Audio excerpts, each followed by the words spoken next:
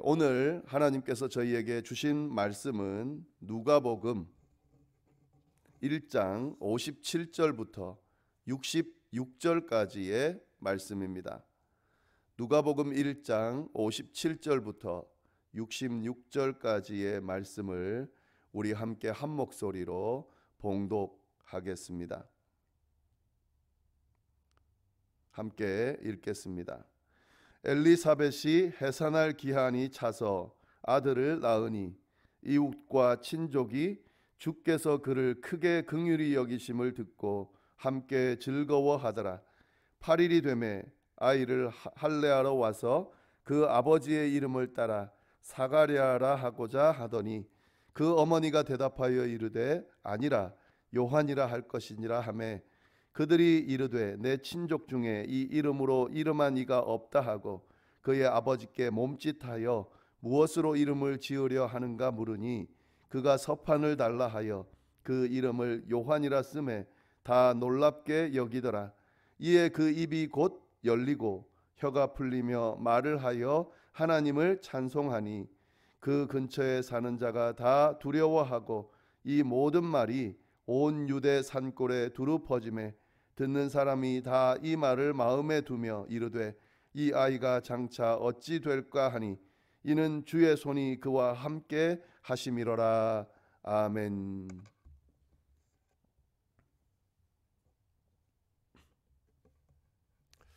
네, 오늘 본문을 보면 아이를 가질 수 없음에도 불구하고 하나님의 특별한 은혜로 아이를 가지게 된 엘리사벳이 결국 기한이 차서 아이를 낳게 됐다라고 하는 내용, 그리고 그 아이가 이름을 짓는 과정이 잘 설명되어 있습니다.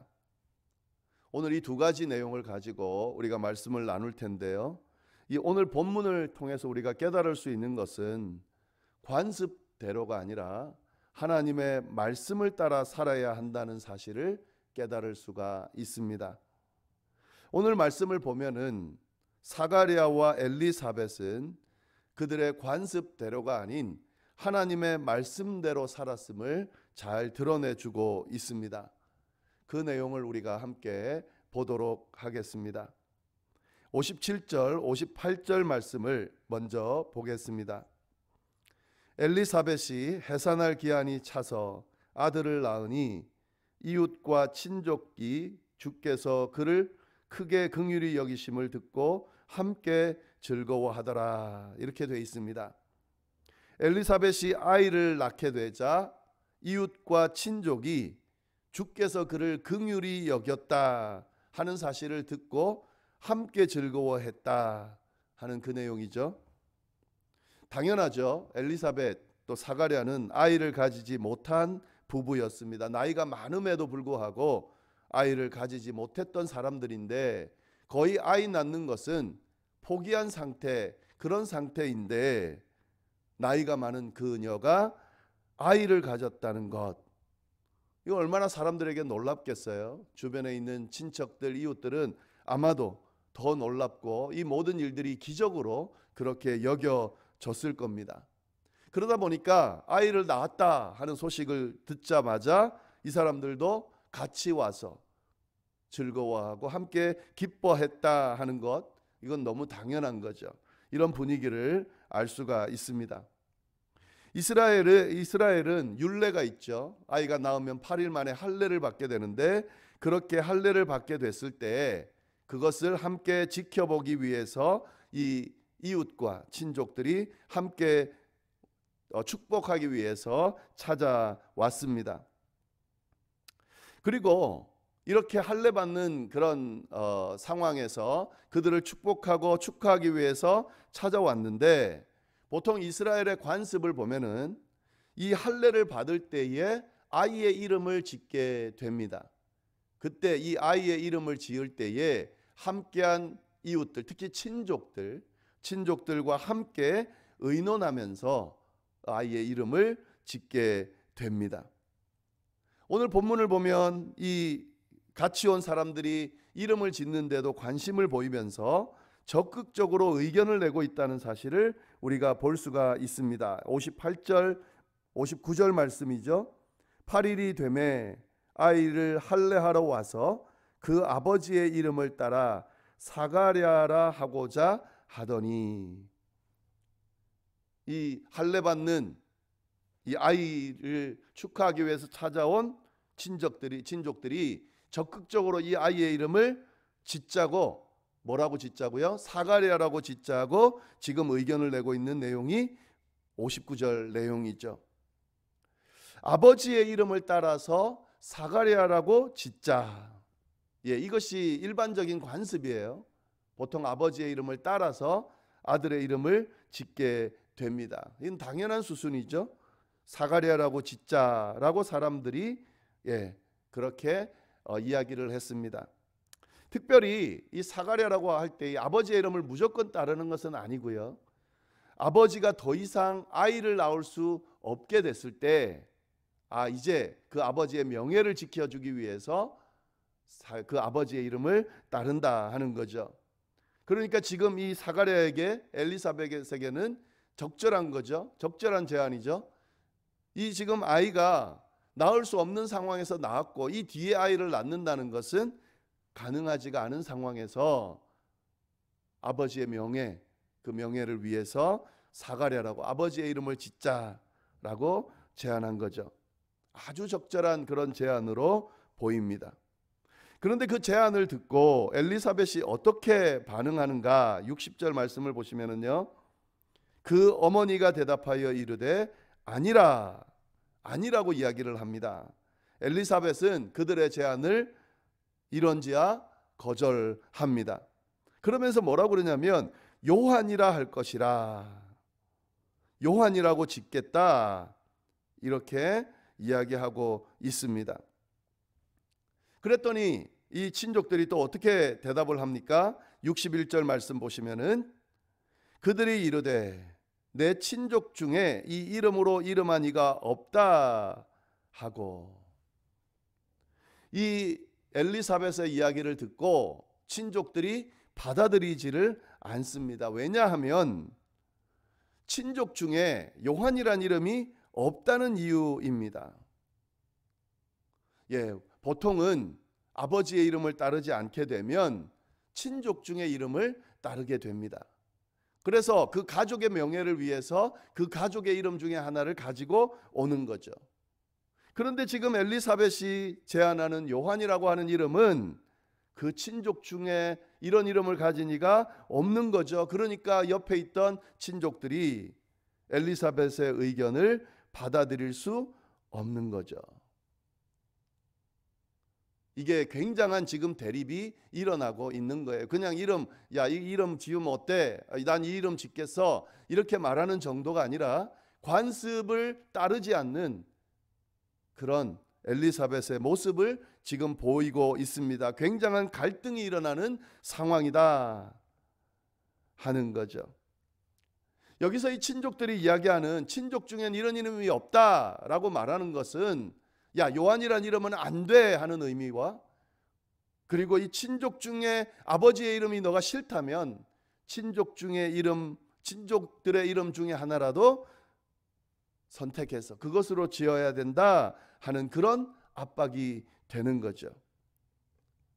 엘리사벳이 분명히 아니다, 그 엄마가 분명히 아니다라고 했는데 이 친족들은 그 엄마의 이야기를 듣지 않습니다.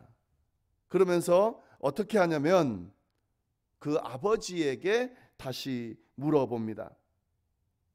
62절 말씀 보시면은요, 그의 아버지께 몸짓하여 무엇으로 이름을 지으려 하는가 물으니, 지금 이 아버지 사가랴는 말을 하지 못하는 상태예요.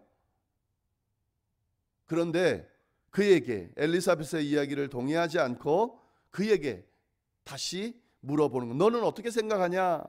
네 아내가 지금 아이의 이름을 요한이라고 지으려고 하는데 말도 안 되는 소리를 하고 있다. 너가 생각해도 그렇지? 라고 지금 그 아버지에게 묻습니다. 사실 아버지에게 묻는 것은 당연하죠. 왜냐하면 이 당시에 아이의 이름을 지을 수 있는 결정권, 최종 결정은 아버지가 하기 때문에 그렇습니다. 그래서 사가랴에게 그 아이의 이름을 뭐라고 하는 게 좋을지 그렇게 물어보는 거죠. 그때 사가랴가 어떻게 대답을 합니까?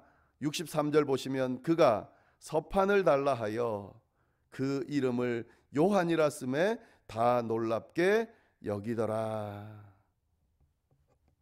사가랴도 요한으로 짓겠다고 이야기를 하는 거죠. 이제 사람들은 더 이상 말할 수가 없죠. 최종 결정자까지도 요한으로 짓겠다라고 하니 놀랍게 여기면서 이해되지는 않지만 어쩔 수 없이 따를 수밖에 없게 되는 거죠. 여러분, 오늘 말씀이 전개되는 이 과정을 잘 보셔야 됩니다.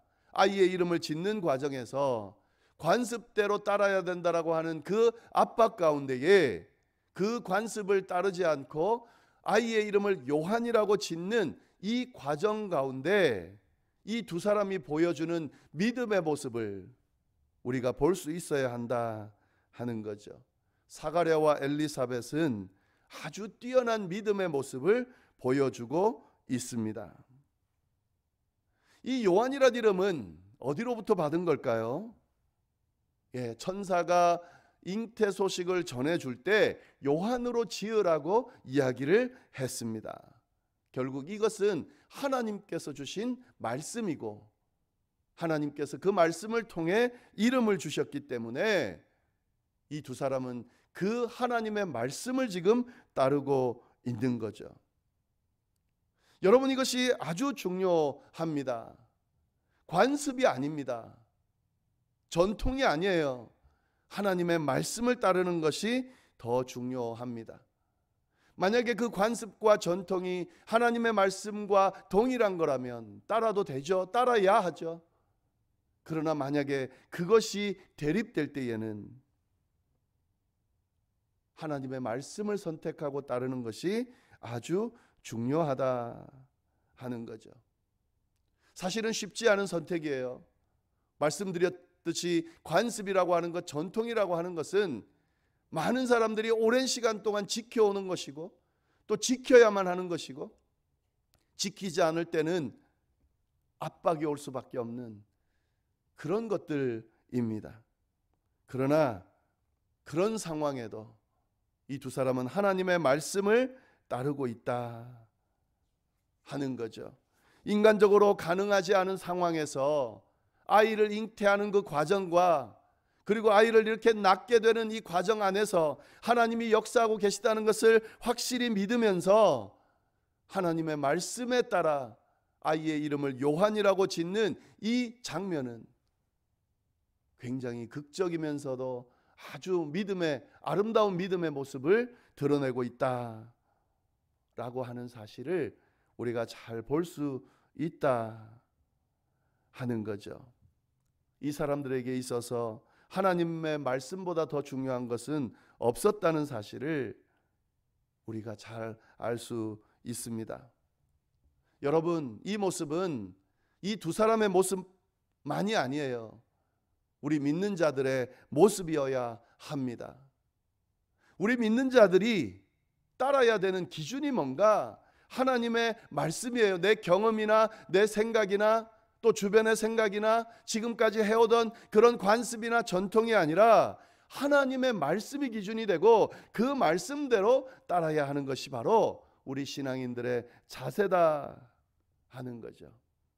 사실 쉽지가 않아요. 이 부분이 가장 어렵습니다. 신앙생활 해나가면서 신앙생활이 어려운 이유는 이 부분에서 계속 갈등이 일어나고 이 갈등 가운데 하나님의 말씀을 선택하고 따라야 함에도 불구하고 그게 잘 안 되기 때문에 어려운 거죠. 쉽지 않은 거죠. 신앙생활을 너무 오래 하고 직분을 맡아서 오래도록 섬김에도 불구하고 하는 이야기나 선택하는 내용이나 하는 삶의 습관을 보면 하나님께서 하신 말씀들을 소홀하게 생각하고 그 말씀이 그것을 원하지 않는데도 불구하고 괜찮으려니 하면서 따르지 못하는 경우가 많이 있습니다. 저도 마찬가지죠. 그래서 문제가 되는 거예요. 그래서 하나님 앞에 부끄러운 모습으로 설 수밖에 없는 겁니다. 잘 한번 돌아보시면 좋겠습니다. 하나님께서 오늘 말씀을 통해서 이 두 사람의 예를 통해서 어떻게 사는 것이 바른 믿음의 삶인지, 바른 믿음의 자세인지를 잘 드러내주고 있습니다. 하나님의 말씀이 기준이 되고 그 말씀을 따라 살려고 몸부림치는 삶이 바로 믿음의 삶이고 믿는 자의 모습이라는 사실을 하나님께서 오늘 말씀을 통해 우리에게 강력하게 전해주고 계신다, 말씀하고 계신다 하는 거죠. 그렇게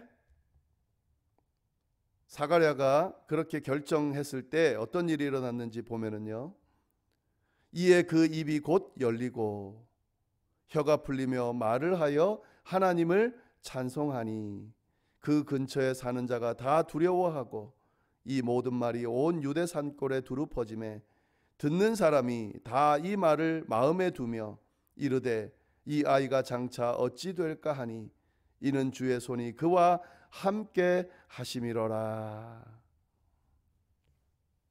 결국 사가랴가 아이의 이름을 요한이라고 짓자고 했을 때에 그의 입이 열리고 혀가 풀리며 말을 하게 되었고 하나님을 찬송하게 됐습니다.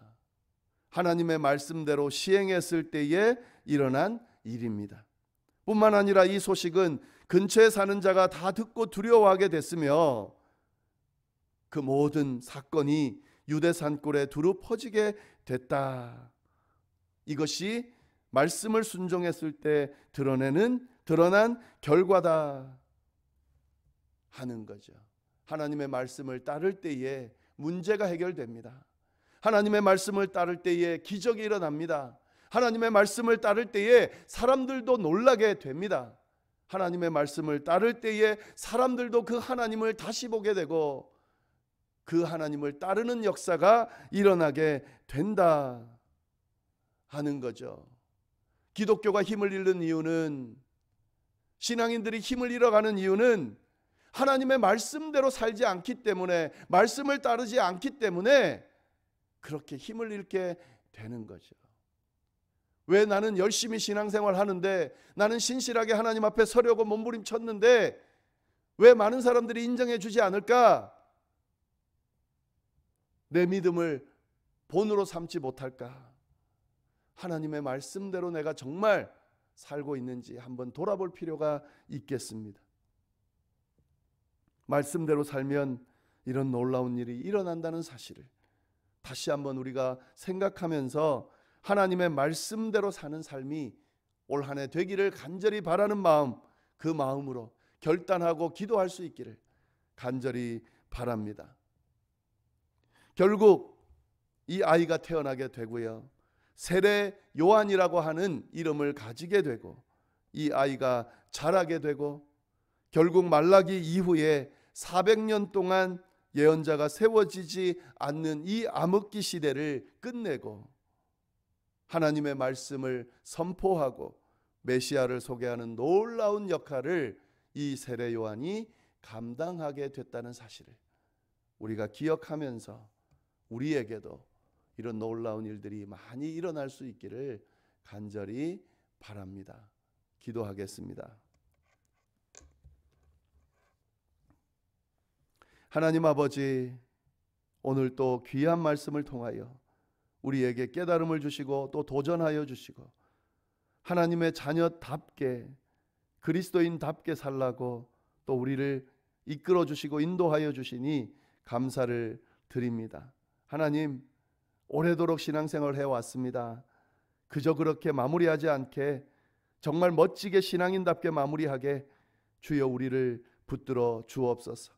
이를 위하여 하나님의 말씀을 더 소중하게 생각하게 하시고 말씀을 단지 읽고 묵상하는 것에 그치는 것이 아니라 그 말씀을 실천하며 말씀대로 살아가는 저희의 삶이 될 수 있도록, 그래서 말씀대로 살 때에 일어나는 놀라운 일들을 경험하며 살 수 있도록 주여 역사하여 주옵소서.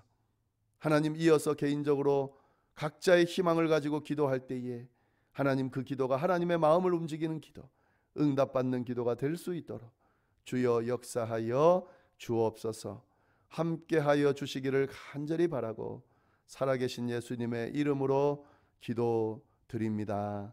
아멘.